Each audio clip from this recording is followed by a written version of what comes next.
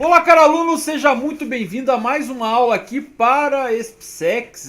Nesse frio de Curitiba, vamos para mais um sábado militar organizar toda essa característica aí do comércio mundial, pessoal. Vamos falar aí um pouquinho sobre características que levam em consideração os fatores comerciais mundiais, beleza?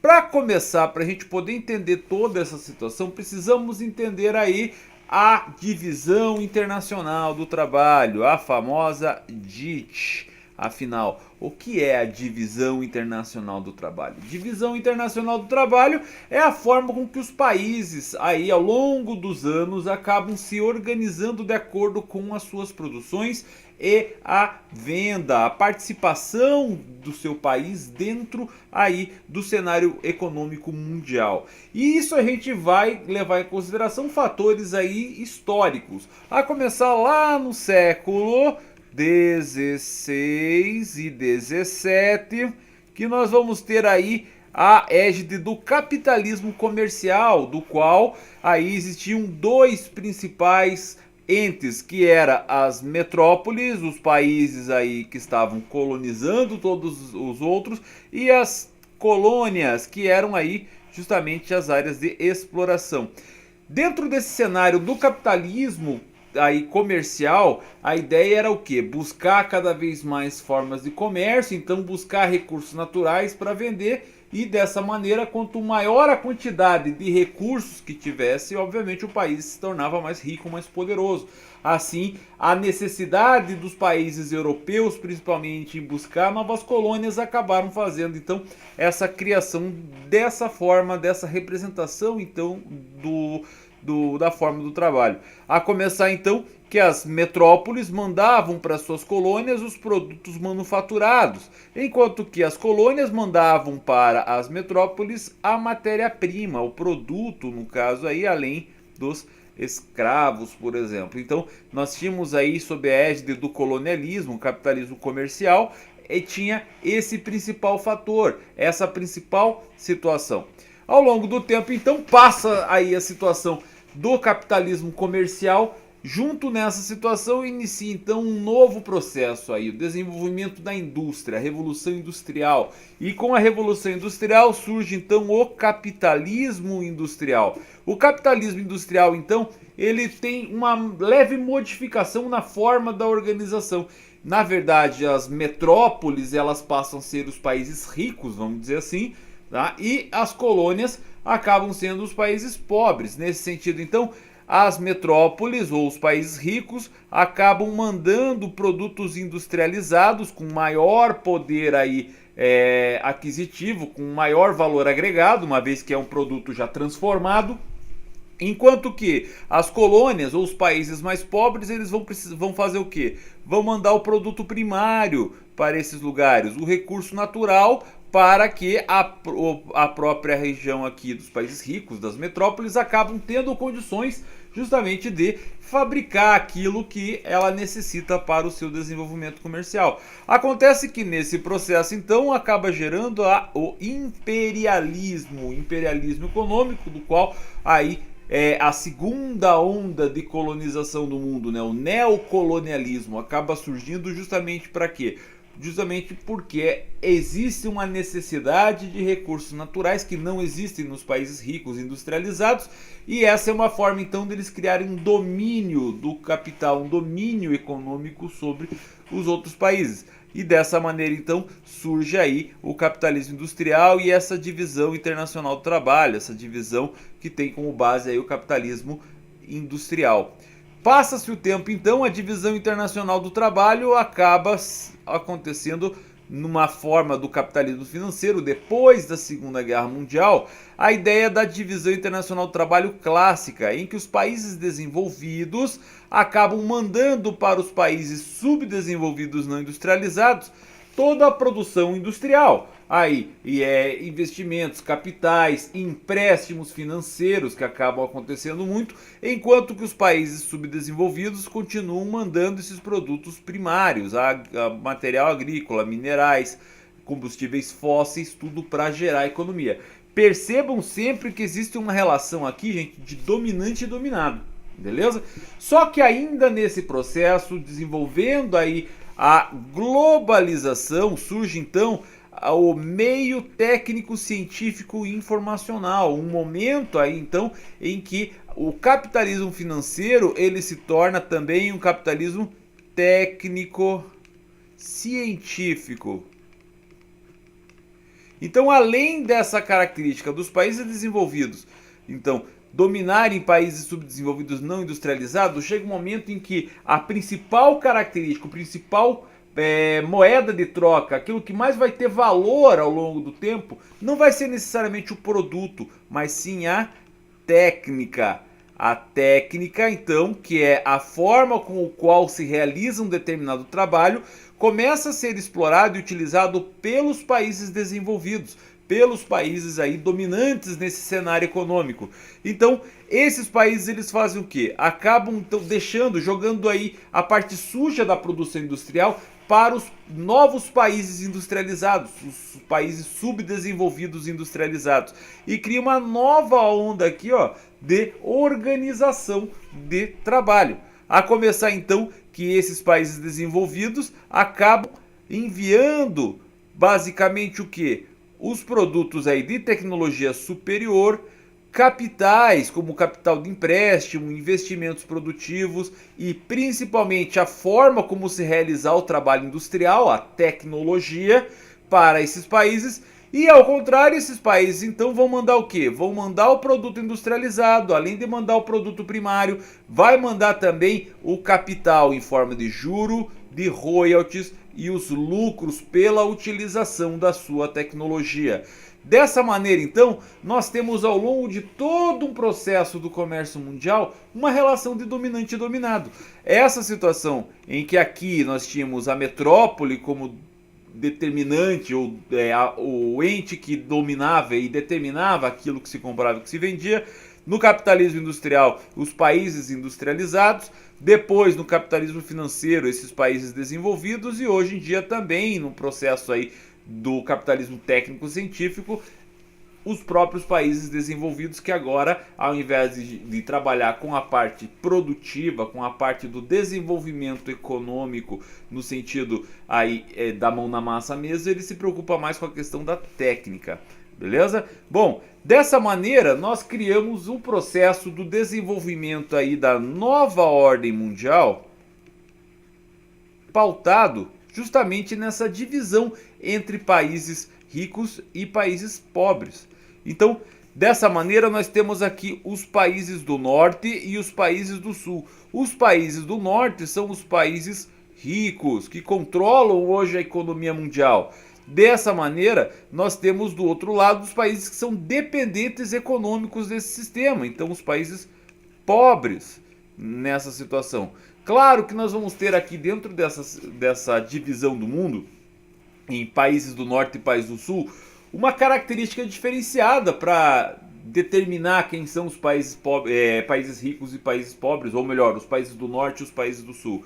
Não é necessariamente a linha do Equador, que dividiria em hemisfério norte e sul, mas sim as características da regionalização socioeconômica. Vamos levar em consideração um fator aqui, por exemplo, a Austrália está no hemisfério sul, mas é considerado um país do norte, enquanto que a China é um país do hemisfério norte, mas está aí pautado no grupo dos países do sul.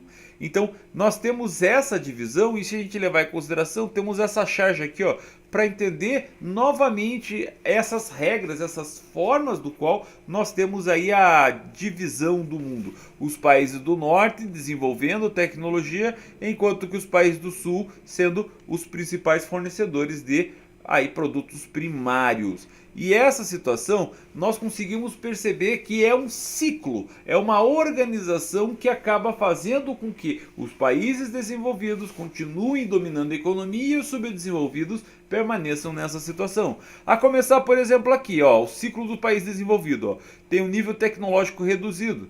Então, consequentemente, ele vai fazer o quê? Ele não vai ter condição de criar valor agregado para o seu produto. Nessa maneira, ele vai exportar produtos menos valorizados. Consequentemente, ele vai gerar uma menor captação de recurso financeiro. E isso essa menor quantidade de riqueza, ele vai ter um baixo investimento em pesquisa, ciência e tecnologia que poderia gerar um maior valor agregado à sua produção. E isso vai gerar uma incapacidade de criar novas tecnologias. Consequentemente, vai criar um nível tecnológico reduzido. Então, é um ciclo vicioso nessa situação. Agora, diferente dos países subdesenvolvidos, dentro dos países desenvolvidos, nós vamos ter um círculo virtuoso. Presta atenção. Como eles têm um nível tecnológico elevado, eles vão criar produtos aí com um alto poder aí de custo, com um grande valor agregado. Consequentemente, vai ter uma maior captação de recursos financeiros.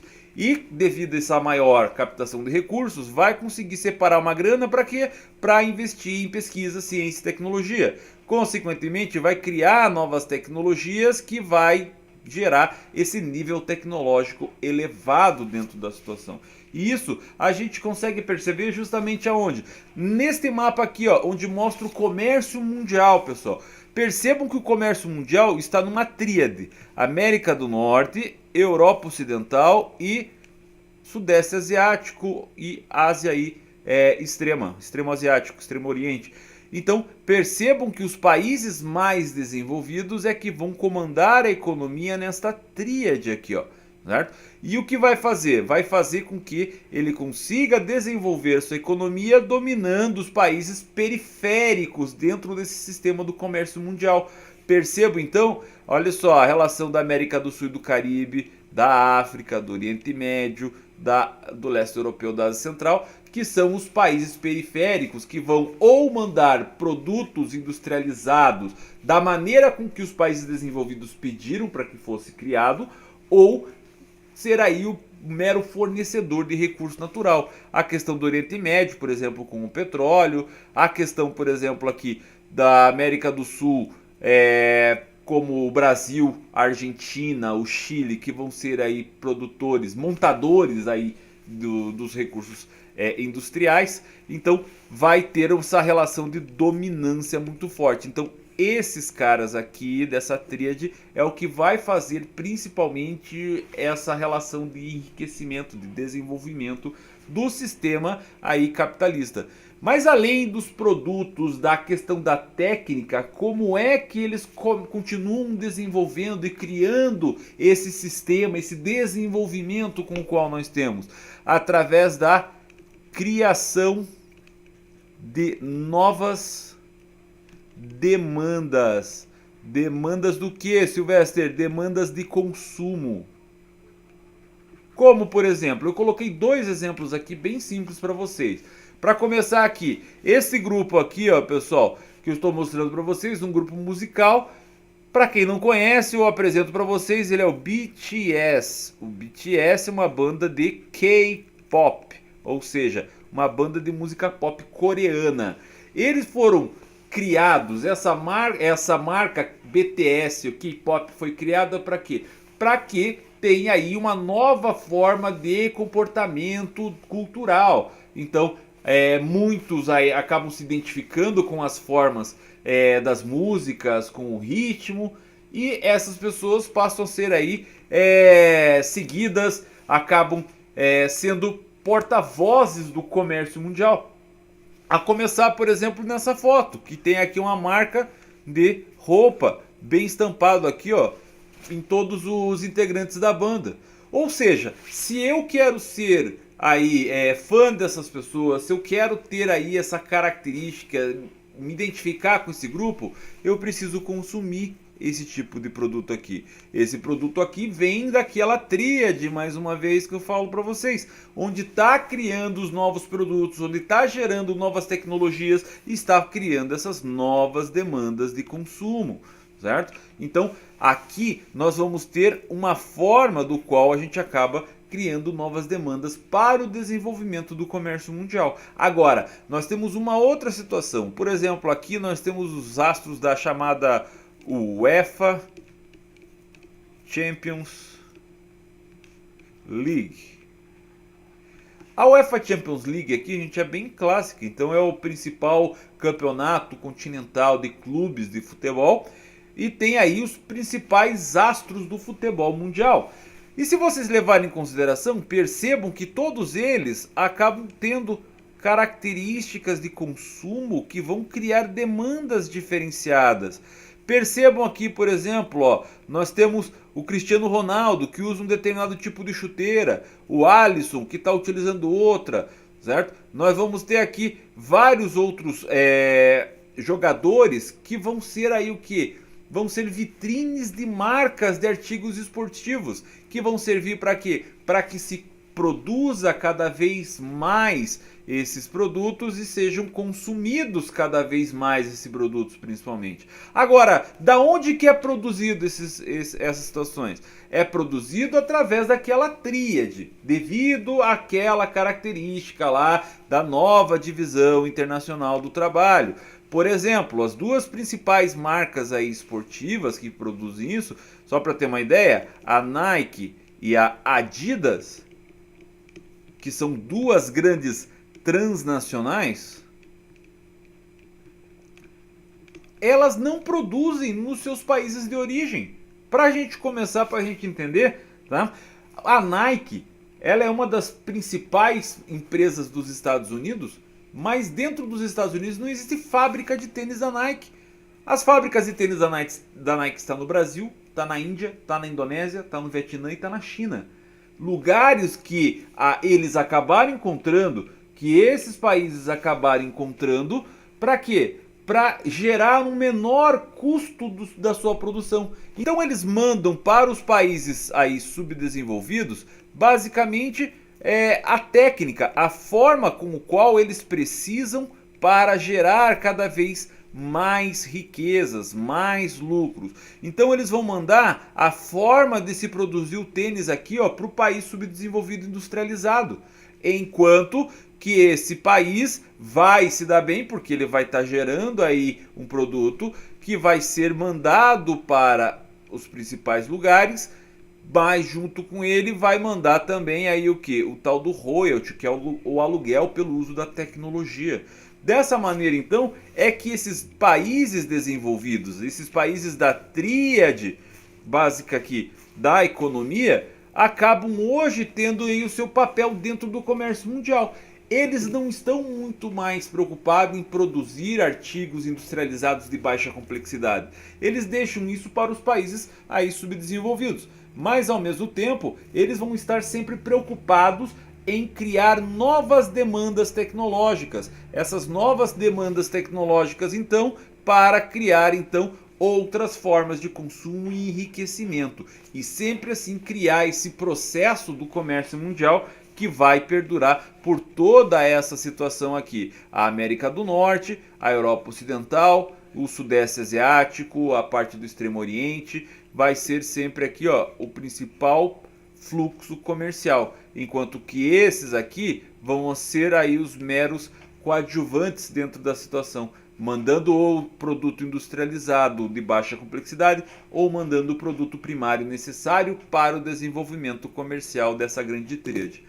Bom, basicamente nós temos aqui uma característica básica sobre o comércio mundial. Eu tenho certeza que a partir de agora, se cair alguma coisa na SpaceX aí a respeito de comércio mundial, você vai estar preparado para se dar bem. Meu nome é Silvestre, eu sou do gabaritajaumilitar.com.br e eu aguardo você até lá. Muito obrigado pela atenção e tchau!